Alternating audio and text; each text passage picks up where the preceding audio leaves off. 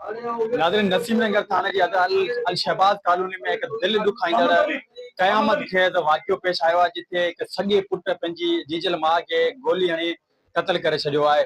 असां हिन वक़्तु नसीम नगर थाने ते मौजूद आहियूं। वाक़िए खां पोइ जेका नसीम नगर पुलिस आहे, उन लाश खे पंहिंजी तहवील में वठी करे सिविल हॉस्पिटल पोस्टमार्टम जे लाइ मुंतक़िल कयो आहे। उन खां बाद संदसि मक़तूला जो जेको मुड़ुसु आहे उहो थाने ते मौजूद आहे ऐं पुलिस एहलकार बि थाने ते मौजूद आहिनि। एएसआई निज़ाम खोखर साहब आहे, इन खां वधीक मालूम करण जी कोशिश कंदासीं। सर, ॿुधाइजो वाक़ियो कीअं पेश आयो आहे? अस्सलाम वालेकुम।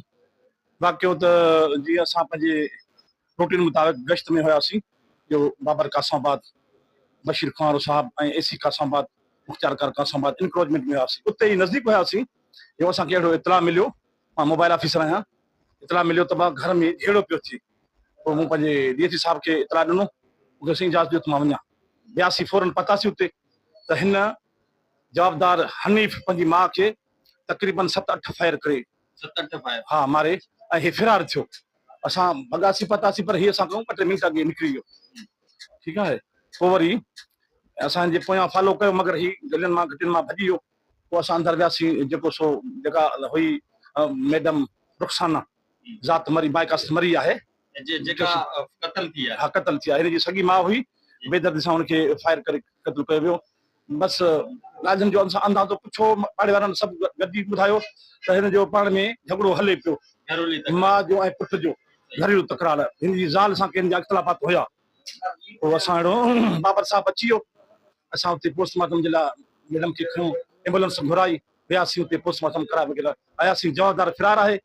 असां हुनजे लाइ गिरफ़्तारी जे लाइ वरिता आहिनि। इंशाअल्लाह ताला गिरफ़्तार थी वेंदो। अच्छा साईं, तव्हां मक़तूला जो रुखसाना जेके क़त्ल कयो वियो आहे पुट पारां गोलियूं हणी, हुनजो संदसि मुड़ुसु बि थाणे ते मौजूद आहे, उन खां तफ़सील वठंदासीं।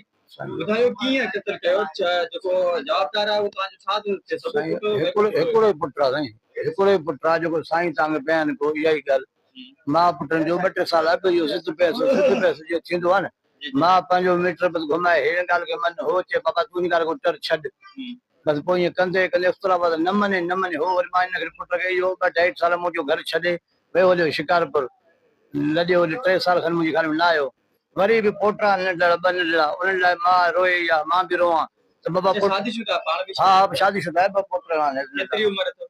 29, 29। छा कंदो आहे पाण? वो सेक्रेटरी में कमु कंदो आहे। हैदराबाद में? न, कराची में। हा साईं। अॼु छा अहिड़ो ई ॻाल्हि थी वई जॾहिं? अॼु जी ॻाल्हि कोन्हे, ॻाल्हि त अॻु में जी आहे। ॻाल्हि त अॻु में कंदे कंदे ईंदो आहे सेक्रेटरी ते मोकल करे, वरी मां सां मिले, वरी कचहरी करे, वरी ॻाल्हाए, वरी ज़िद पैस टकरी वञनि। वरी मां हुनखे गारियूं कंदो, मोबाइल ते ॾे, कॾहिं साम्हूं ॾे। वरी बाबा इहो बहस न कयो, अचो था सुकून हलो कयो। बाक़ी अचो ऐं विढ़ो, अचो ऐं विढ़ो। पोइ इहो त हाणे मामूली हलंदो। कहिड़ी ख़बर छा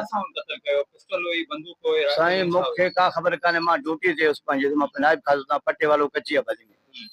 पोइ हाणे मां त हिन पुछियो साईं वारा मुख पिस्टल जा फायर आहिनि। पिस्टल समेत हू फरार आहे। खोल मिलिया आहिनि जेके उते जाइ सरज़मीन ते हुया। खोल असां हथ कया आहिनि। 4-5 खोल असांखे मिलिया आहिनि ऐं पोस्टमार्टम रिपोर्ट में तक़रीबन 7-8-9 फायर आहिनि।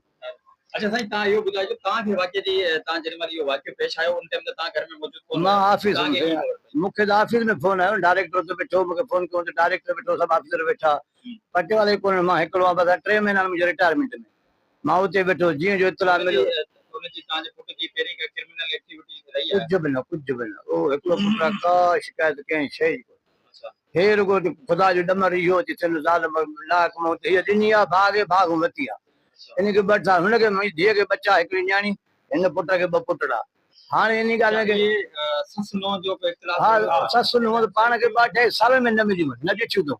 हाणे बि अलॻि पुट खे जाइ वठी ॾियां मां किराए ते, 3 महीननि खां 2 महीननि खां अलॻि पियो रहे। मायूं त पाण में अॻियां ई न आयूं, न की ॾिठो अथऊं फोटो। पुटरा उते ईंदो ड्यूटी खां आयो, मां सां मिलण आयो, कचहरी कई, हाल वाल कई। पोइ वरी कंहिं जेके पुराणियूं ॻाल्हियूं मौज़ू खोटियूं, पोइ बसि हाइपर, पोइ बसि हाइपर गोरियूं दवाऊं। मुंहिंजी फाइल पई आहे घरवारी जी पूरी।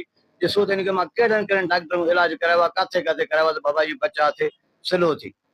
पर पोइ सभु कुझु करण वारो करणो आहे। बाक़ी करण वारो त मुंहिंजे रब जी ज़ात जेको इहो तकलीफ़ लिखी ॾिनी असांखे जी ख़बर पई। माफ़ी रड़ियो अञा भॻ रखे चई रहियोसि पंधु। साईं वारा मूंखे अॻु में बीठा हुया, मूंखे 2 मिंट बीहण कोन ॾिनो, न को ॾिसण, न को हथ लाइण। हेॾां होॾे खणी मोबाइल में विझी बसि इहो हाणे अस्पताल पहुचाऊं अस्पताल में छा तव्हांजो हाणे छा मुतालबो आहे? साईं मुतालबो पेश दे पंहिंजे मां सां ज़ुल्म कयो अथई असां त मुंहिंजी न्याणी न्याणी ॿुधे न ॻाल्हाए थी तव्हां फरियादी ते एफ आई आर कराई? हा न साईं छो न कंदुसि मुंहिंजो हिकिड़ी न्याणी आहे नंढड़ी आहे वीचारी उहा छा थियो मुंहिंजो छा थियो हिकु ॿिए ज़बान न ॿुधे न ॻाल्हाए जेकॾहिं बदे मानी छोकिरी ॾिनी आहे मुंहिंजी बि त न्याणियूं बचा भला पुट को मथां आसमान थो ॾे खून कंदो बचो त जेको कयईं सो कयईं ईअं कोन्हे उहो त मुंहिंजो मालिक ॾिसंदो उहा पंहिंजो बची पुछंदो उहो पेश थींदो जेको हूंदो जेका ॻाल्हि आहे पर हक़ त जेको थियणु खपे जेका ख़िलाफ़ छो न लिखाईंदासीं पुट हुजे केरु बि हुजे बाबा सर वाक़ई जी एफ आई आर दर्ज थी वई आहे? न वाक़े जी पोस्टमार्टम हींअर थियो आहे